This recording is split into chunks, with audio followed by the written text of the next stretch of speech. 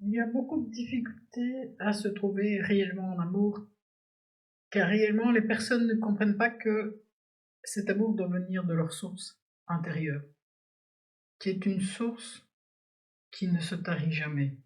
Mais cette source, malheureusement, est tarie ou semble tarie, parce qu'elle ne l'est pas en définitive, par toute leur expérience de vie, tous leurs problèmes, tout ce qui constitue en définitive autant d'éléments qui leur empêchent de se rapprocher d'eux-mêmes.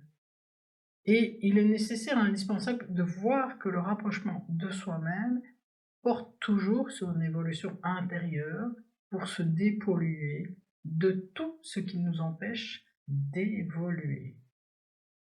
Nous avons une source intérieure qui coule continuellement en nous, et malheureusement, c'est comme s'il y avait différents barrages qui empêchaient cette source d'être fluide et de nous abreuver de ce qui est nous-mêmes en fait, qui vient de nous-mêmes à nous-mêmes comme une source intérieure, une eau providentielle qui serait un amour qui peut ne jamais, jamais s'arrêter.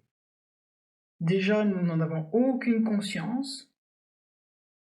Pourquoi? Car ceci est caché par différentes formes, comme je l'ai dit dans le premier audio, qui nous empêchent d'accéder à cela. Et de plus, et malheureusement, et de plus, notre histoire intérieure nous a amenés par différentes structures à toujours aller chercher la reconnaissance, le regard d'autrui, et à ne pas se fier à notre propre intelligence, à cette eau interne, à notre propre capacité. À ce moment-là, l'homme a la difficulté de se retrouver correctement avec lui-même, et il n'est que dans ces polarités, qui sont le bien, le mal, avoir raison, avoir tort, essayer de se trouver à l'extérieur alors qu'il pourrait se trouver à l'intérieur, qui sont la comparaison dont j'ai déjà parlé, et différentes choses qui vont faire que l'homme se bouche de ce canal interne qui est lui-même en fait, qui est sa propre intelligence, ses propres facultés.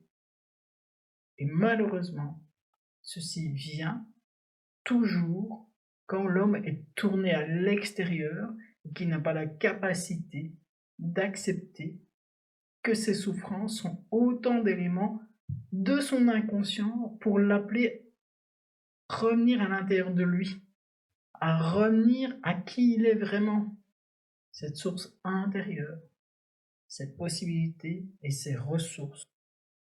L'homme est sa propre clé, et cette clé doit être découverte par lui et pour lui. Par lui et pour lui. Et ainsi, il va aller vers le véritable amour de lui-même et le reconquérir.